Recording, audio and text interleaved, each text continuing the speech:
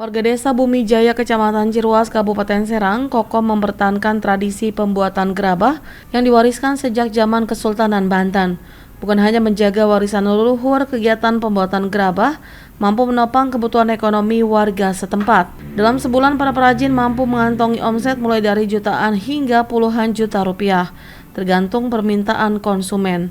Bahkan saat ini pemasaran gerabah bisa tembus keluar Pulau Jawa seperti Kalimantan dan Bali dengan nilai jual paling murah 3.000 hingga 2,5 juta rupiah per buah. Tingginya permintaan tersebut membuat bahan baku tanah liat menjadi kekurangan.